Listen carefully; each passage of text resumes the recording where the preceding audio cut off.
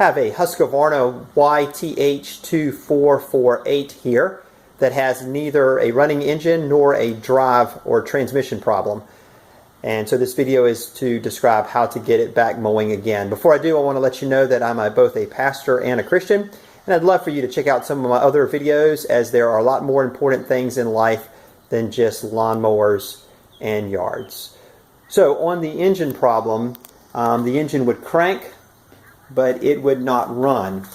And so under the front of this engine, like most every engine, is a mechanism right here called a fuel cutoff solenoid, sometimes called an anti-backfire solenoid. Inside is a plunger that prevents fuel from flowing into the carburetor, or I should say up through the jets of the carburetor. It's designed so that when you cut off the engine, it actuates and prevents that fuel from flowing, preventing a backfire scenario.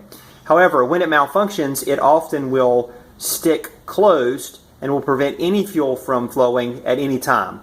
And so a couple of ways you can repair this. One is simply by taking the carburetor down, pretty straightforward, and replacing this guy. It can be a little pricey, probably for this model I'm going to guess above $30. The other option is you can remove it and simply with a pair of dikes cut off that plunger so that it never is allowed to stop fuel from flowing. Now in this case, what will happen is when you cut off the engine, it is possible that it backfires. If that's annoying to you, then you should go for the replacement repair. So that got the engine up and running, runs really well. Unfortunately though, when I went to try to cut grass and I put it in gear, the mower would slip, especially on a hill or under load. And so it's very clear that it had a transmission problem. Now this is a fully mechanical drive system, and so there's a belt that runs from the front, the engine, all the way back to the transmission, and one of three problems can occur on this type of mower. The first and most likely cause of the problem is that the belt that drives all of that stretches over time, and it loses tension and then is unable to have enough pressure on the transmission to cause it to pull.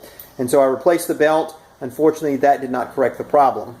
On some models, underneath the clutch pedal, not true of this model, but on some models, underneath the clutch pedal, if you go underneath through the mechanism, grass can get built up, preventing the clutch from retracting all the way to its closed position and preventing a sufficient amount of tension to be gathered on the belt to keep it from slipping.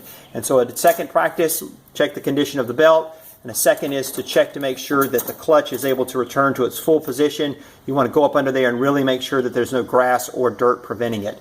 However, in this case, the problem was with the tension spring. So this spring latches to this hole underneath, and it goes to a pulley that provides tension to the belt. Now if you look closely at this spring, you will notice that on this end the coils have yielded, and so it has stretched in length. And because this drive system is not particularly robust, the lack of tension from this is creating a situation where the belt slips. This spring is about $10, easy to replace. Just remove the deck and replace it. It just unhooks. And so hopefully that'll get your mower back on the road again.